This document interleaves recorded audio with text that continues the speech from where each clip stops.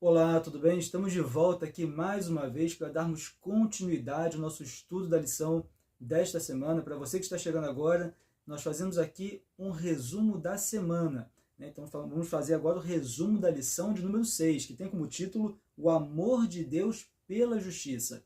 Na lição anterior nós vimos a ira do amor divino. Vimos ali que Deus, ele se ira, né? A sua ira, melhor dizendo, é uma resposta de amor. Uma resposta de amor à injustiça, ao mal, ao pecado, né? Então, a ira de Deus, nós definimos ali que é uma resposta adequada ao pecado, ao mal, né? À injustiça, né? Então, a sua ira é uma resposta ao pecado. Então, quando não tiver mais pecado, Deus ele não vai ter essa ira, porque não haverá mais injustiças, né? Então, nós falamos na lição 1 até a lição 4, basicamente sobre a ideia do amor de Deus. Na lição anterior, na lição número 5, nós começamos a entrar um pouco no assunto da justiça. E hoje vamos nos aprofundar um pouco mais nessa temática da justiça de Deus. Mas nós vamos perceber bem claramente que o amor de Deus, ele anda, né, com a justiça com o amor. Né? Então, são duas coisas que andam juntos, duas características, melhor dizendo, que andam juntas. E é evidente que vale a pena ressaltar nesse momento que, como nós falamos, o título central da lição é o amor e a justiça de Deus. O amor e a justiça de Deus. Nós estamos estudando já há 6 semanas, nessa sexta semana, e estaremos estudando mais 7 semanas para completar 13 semanas dessa temática. O amor e a justiça de Deus. Porém, nós não vamos compreender o amor e a justiça de Deus. Ué, como assim? Como assim, Daniel? Nós vamos estudar, estamos estudando, vamos continuar estudando essa temática do amor e a justiça de Deus, mas não vamos compreender essa temática? Não, nós não vamos compreender o amor de Deus.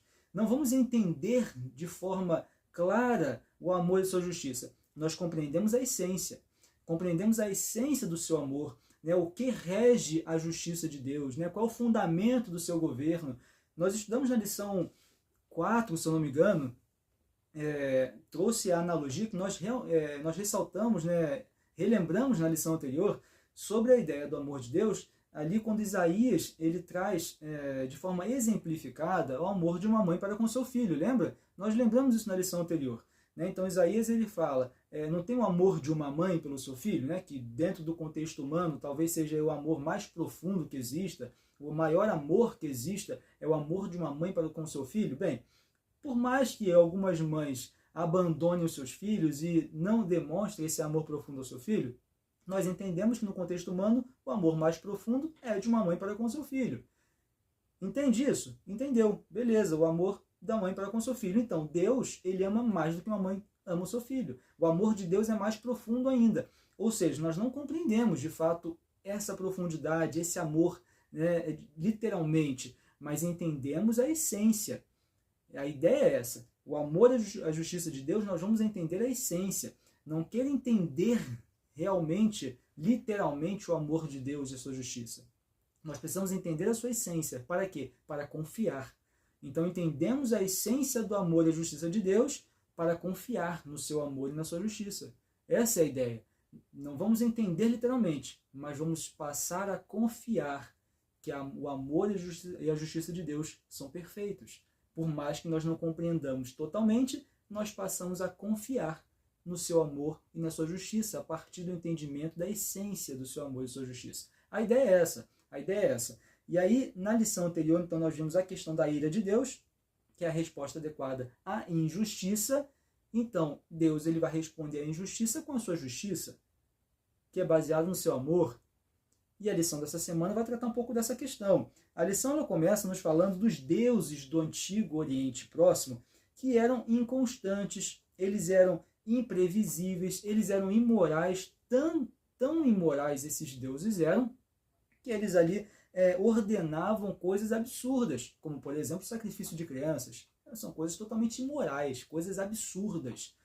E nós vamos perceber que Deus ele é o oposto disso. Deus ele é o oposto desses supostos deuses que ordenavam até essas coisas absurdas de sacrifício de crianças. Deus ele é o oposto. Deus ele não é inconstante. Deus ele é constante. Deus ele não é imoral. Ele é o próprio ser moral. né? Então Deus é o amor perfeito, Deus ele é a justiça perfeita. Inclusive, quando a gente fala desses deuses, né, entre aspas, a própria Bíblia nos mostra que, e a lição nos traz alguns versos nos mostrando essa ideia, como Deuteronômio 32:17, que diz assim: sacrifícios ofereceram aos demônios, não a deuses que não conheceram, novos deuses que vieram há pouco, dos quais não se estremeceram seus pais. E lá em 1 Coríntios 10, verso 20 e 21, vai tratar da mesma questão, né? Que esses deuses não são deuses, são demônios, né? São demônios que são usados para tentar nos enganar e tentar fazer com que nós não confiemos na justiça e no amor de Deus. São verdadeiros demônios. Deus só existe um. O Deus verdadeiro só existe um, que é o próprio amor, que é a própria justiça, que é constante, que é fiel, que é o próprio ser moral. O restante são demônios que tentam nos enganar e tentam nos enganar no sentido de não confiar na justiça divina, no amor divino. Então Deus, ele é um ser constante. Ele é um ser moral. Um trecho da lição diz o seguinte: o verdadeiro amor requer justiça. E a verdadeira justiça só pode ser regida pelo amor e executada por meio dele. De forma clara, nós percebemos que o amor e a justiça de Deus, elas andam juntas, não são características opostas. Estamos falando isso desde a lição número 1. Amor e justiça não estão em lados opostos. O amor e a justiça de Deus, elas fazem parte da essência de Deus, fazem parte da sua existência. O amor e a justiça de Deus andam juntas. Não é uma coisa, Deus é amor, mas é justiça. Não, Deus é amor e justiça. Porque Ele é amor, Ele é justo. E Ele é o único que tem a verdadeira justiça. No decorrer da lição, nós vemos lá em Salmos, capítulo 89, Salmos 89, verso 14, deixa eu abrir aqui na Bíblia, Salmos 89, verso 14, que por curiosidade, Salmos 89 é o terceiro maior salmo da Bíblia. Nós vimos na semana passada Salmo 78, né, que era o segundo salmo, maior salmo da Bíblia, Salmo 119 é o maior, vimos na semana passada 78, que é o segundo maior, e agora, por curiosidade, nós estamos vendo o terceiro maior salmo, que é o Salmo 89. Salmo 89, verso 14, diz assim: justiça e direito são o fundamento do seu trono. Justiça e direito são o fundamento do seu trono. Aqui em outra versão, nós vemos que justiça e juízo são a base do seu trono. Misericórdia e verdade vão adiante do teu rosto. Então, justiça e juízo, justiça e direito são o fundamento do seu trono. Seu trono aqui quer dizer, na verdade, o seu governo, representando o governo de Deus. Então, justiça e juízo são o fundamento do governo de Deus. A base do governo de Deus é justiça e juízo, que está baseado no amor de Deus. Então, isso tudo é o fundamento do governo de Deus. E aí, complementando, misericórdia e verdade vão adiante do teu rosto. Interessante que nos versos seguintes, verso 15 e 16, diz assim: bem-aventurado o povo que conhece os vivas de júbilo, que anda, ó Senhor, na luz da tua presença. Em teu nome, de contínuo se alegra e na tua justiça se exalta. Veja, na sua justiça se alegra e se exalta. A alegria que precisamos ter na justiça de Deus. Alguns se assustam quando falamos da justiça divina, Lembra quando falamos, Deus é amor, como se fosse uma coisa boa, mas é justiça, como se fosse algo ruim. E alguns então ficam atemorizados quando nós falamos da justiça de Deus. Quando a pessoa pensa que Deus é um Deus de justiça, de juízo, um Deus justo, as pessoas ficam preocupadas, as pessoas ficam atemorizadas. Mas o juízo de Deus vai cair sobre nós, a justiça. Para aqueles que se arrependem verdadeiramente dos seus pecados, e em resposta ao amor divino, obedecem aos seus mandamentos, lembra? Obediência como uma resposta ao amor de Deus. Não é uma questão para conquistar algo de Deus, mas é uma resposta ao amor de Deus, é uma resposta da compreensão da essência do seu amor. Então, aqueles que se arrependem verdadeiramente dos seus pecados, buscam obedecê-lo como resposta ao seu amor. Por que essas pessoas precisam estar preocupadas com a justiça de Deus? Pelo contrário, a justiça de Deus tem que nos alegrar. Precisamos estar, exaltar a sua justiça, nos alegrar com a sua justiça e com o seu juízo. Porque é isso que nos garante que toda a maldade, toda a injustiça desse mundo, em algum momento irá cessar. E isso precisa nos alegrar. Porque, como nós falamos na semana passada, da mesma maneira que Deus ele fica irado, é evidente que as emoções de Deus não são semelhantes às emoções dos seres humanos, mas é evidente que, da mesma forma que Deus ele fica indignado com as injustiças, nós também ficamos indignados com as injustiças. Você não fica indignado quando vê alguma coisa injusta acontecendo? Quantas injustiças acontecem nesse mundo? Quantas pessoas são oprimidas? Quanto o pecado faz mal a inocentes? Nós ficamos irritados, chateados, indignados. E por isso precisamos nos alegrar com a justiça de Deus.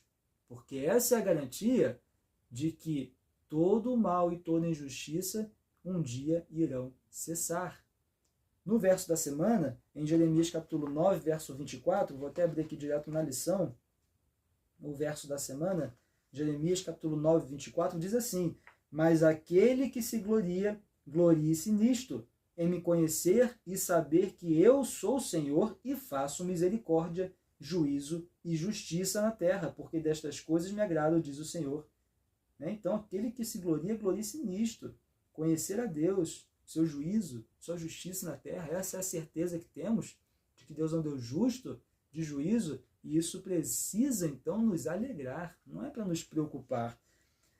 Na sequência da lição, nós vemos lá em Miqueias capítulo 6, verso 8, deixa eu abrir aqui, Miqueias capítulo 6, no verso 8, vai dizer assim: ele te declarou, ó homem, o que é bom e que é o que o Senhor pede de ti, que pratiques a justiça e ames a misericórdia, e andes humildemente com o teu próximo. Interessante que lá em Salmos 89:14 nós vimos o quê? Justiça e juízo são a base do seu trono, misericórdia e verdade vão adiante do teu rosto. E aqui em Miqueias nós vimos o que o Senhor pede de nós. O que o Senhor pede de nós? Que pratiquemos a justiça e amemos a misericórdia. Então, justamente aquilo que é a base do fundamento do governo de Deus é aquilo que ele pede para que nós pratiquemos. Pratique a justiça, ame a misericórdia. Justamente como nós lemos lá em Salmo 89:14, que é o fundamento do governo de Deus. Juízo e justiça são o fundamento do seu trono.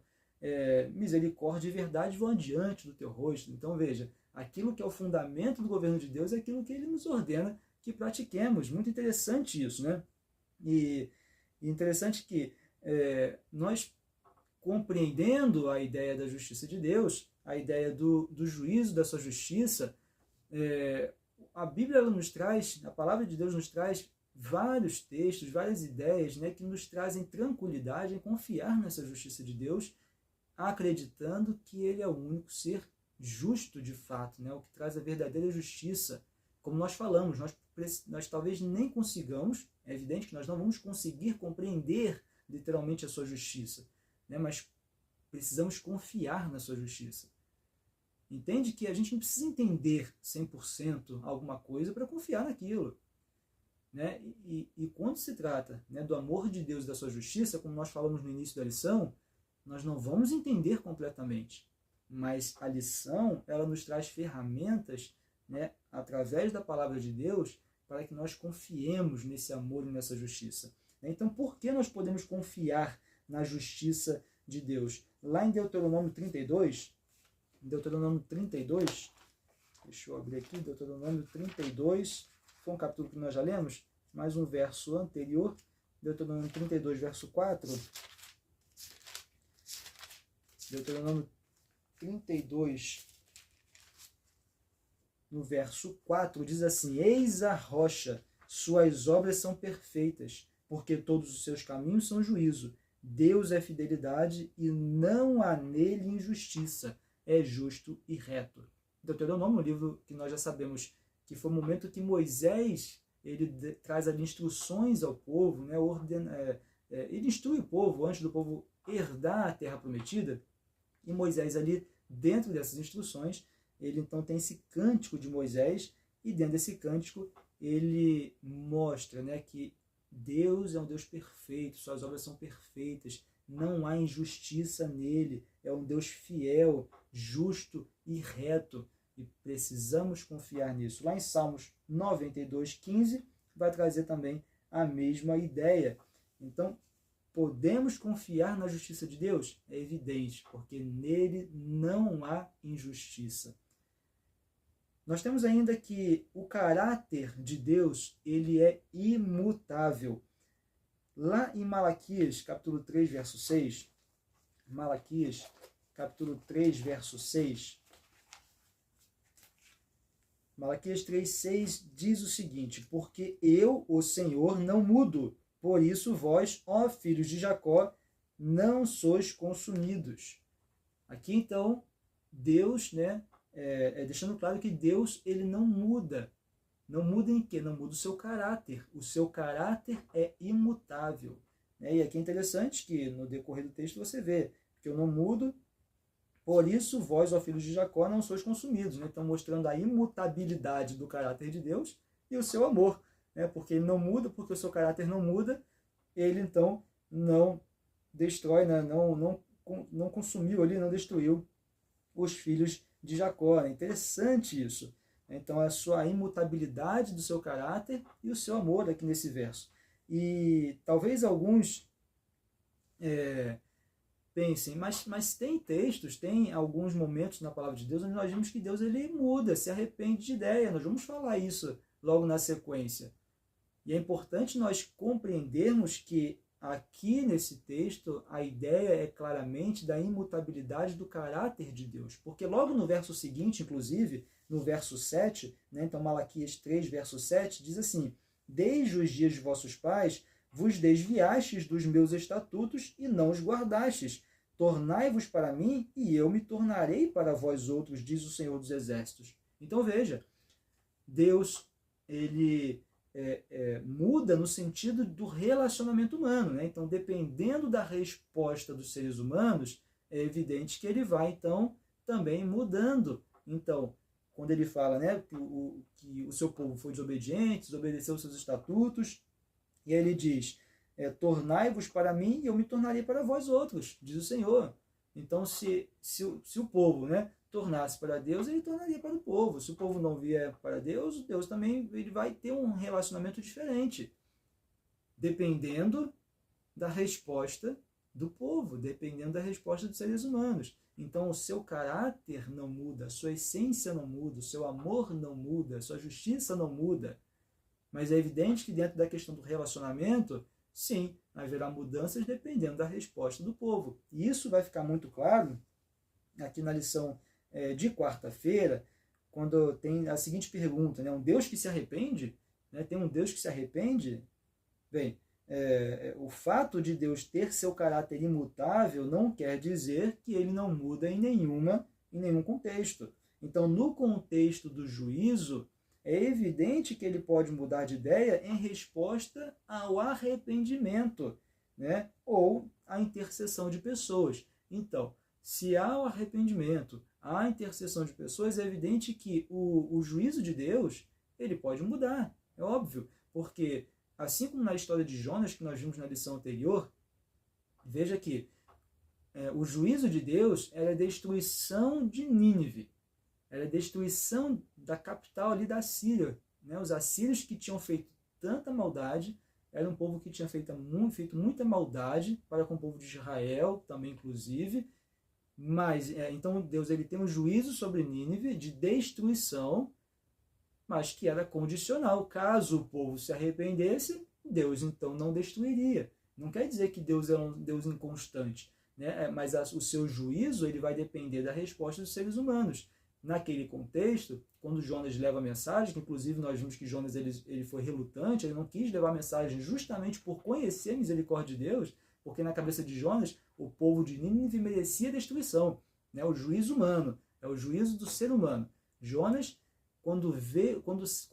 conhecendo o povo, conhecendo tamanha maldade que o povo fazia, no seu juízo, o povo merecia destruição, e ponto. E quando Deus envia Jonas para uma mensagem de arrependimento, né, de destruição, mas que se eles se arrependessem não seriam destruídos, Jonas ele nem quer ir, ele fica relutante, ele não quer ir, porque na sua concepção, no seu juízo, na sua justiça humana falha, né, igual a nossa, uma justiça falha, ele entendeu que eles deveriam ser destruídos. Mas Deus, ele diz, sim, vão ser destruídos, mas se eles se arrependerem, eu não vou destruí-los. Então é uma questão, né, uma profecia, quando a gente fala, uma profecia condicional. Havia profecia da destruição, porém, se eles retornassem, se eles se arrependessem verdadeiramente dos seus pecados, Deus não destruiria. E foi justamente o que aconteceu. A nação se arrependeu e naquele momento, então, Deus não destruiu o povo de Nínive. Então veja que dentro desse contexto, né, do juízo divino, é óbvio que ele pode mudar. Né? Não é questão que ele muda a sua essência, o seu julgamento. Não muda isso. Ele não muda, né? A sua justiça é a justiça verdadeira.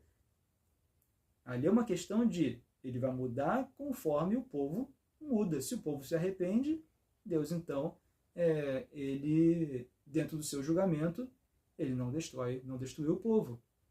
Como nós falamos também, é uma mudança, né, de ideia em resposta ao arrependimento ou à intercessão de pessoas. Nós vimos também lá em Êxodo, capítulo 32, verso 14, não vou nem abrir aqui, que eu acho que eu anotei aqui, Êxodo 32, 14, quando diz, né, então se arrependeu o Senhor do mal que dissera havia de fazer ao povo.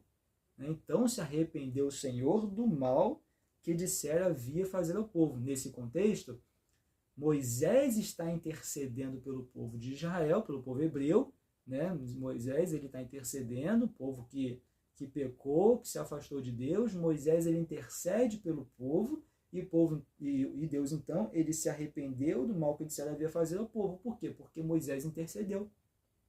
Veja o poder da intercessão, né?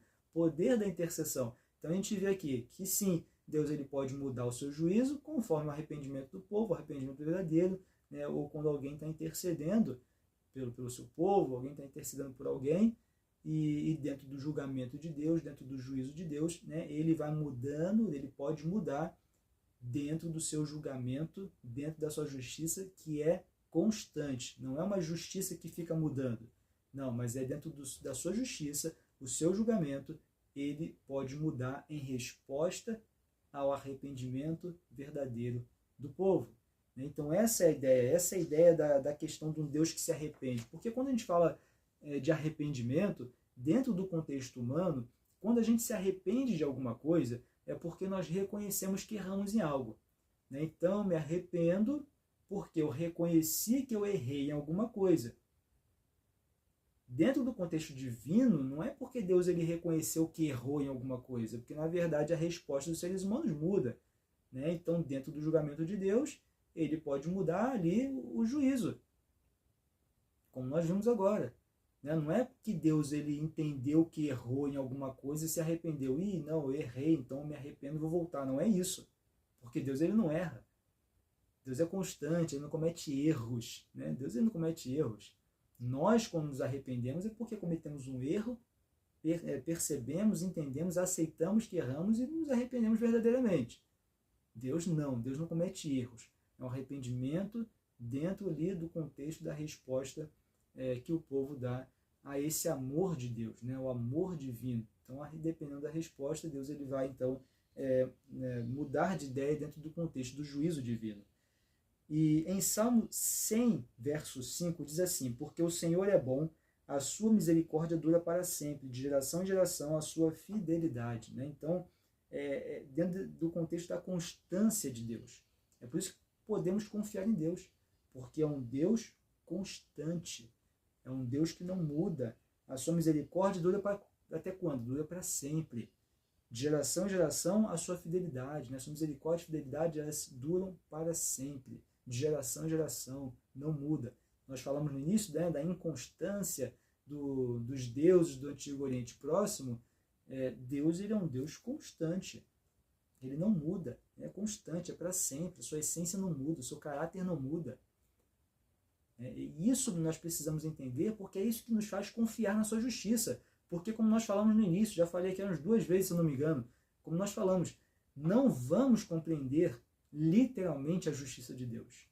Não vamos compreender, porque Ele é Deus, nós somos seres humanos.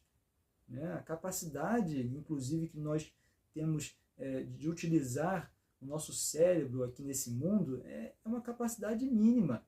Nós nem conseguimos usar nossa capacidade completa do nosso cérebro, da nossa mente, nem conseguimos, da nossa inteligência, nem conseguimos. Como é que vamos entender o amor e a justiça de Deus? Não, nós não vamos entender. Nós vamos entender a sua essência, que é o suficiente para nós confiarmos. Que por mais que o nosso julgamento seja diferente, assim como o julgamento de Jonas, com relação a Nínive, foi um julgamento diferente de Deus, mas nós precisamos confiar que o julgamento dele é o melhor, é o certo. É o único julgamento verdadeiro, é o julgamento de Deus. Precisamos confiar nisso, E a lição ela vem com essa ideia, para nós confiarmos e compreendermos, então, a sua essência. Lá em Hebreus, capítulo 6, verso 17 e 18, também nos mostra uma ideia muito interessante, que é o fato de Deus não mentir, Ele não quebra suas promessas. Então, Deus ele nunca quebra suas promessas. E Ele é um Deus que não mente.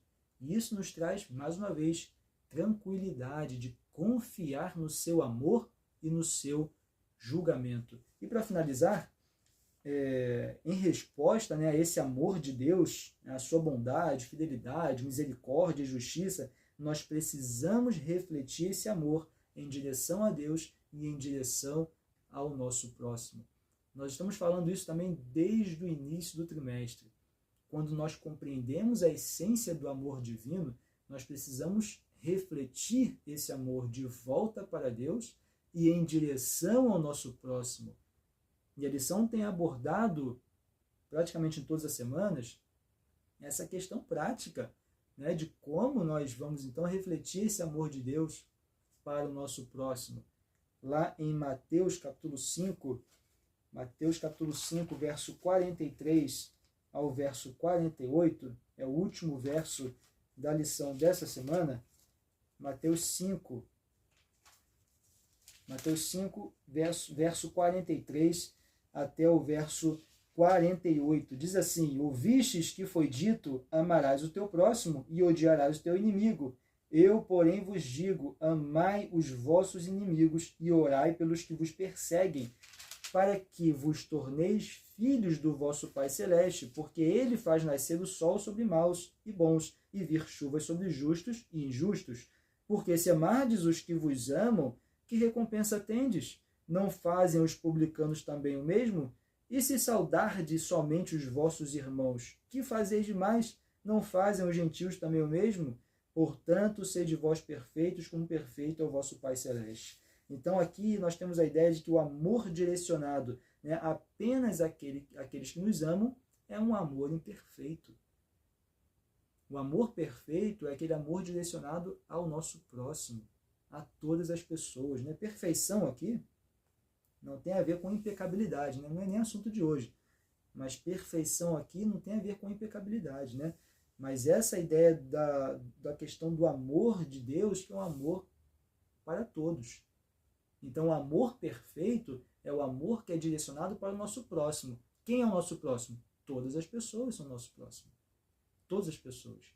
Direcionar o amor apenas àqueles que demonstram amor para conosco é um amor imperfeito. O amor perfeito é direcionado para todos. Então, precisamos compreender a essência do amor divino e refletir esse amor de volta para Deus e também para o nosso próximo.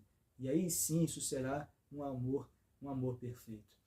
Que Deus possa te abençoar. Mais uma vez foi um grande prazer estar aqui contigo. E nós nos veremos então na próxima semana na lição de número 7. Até lá!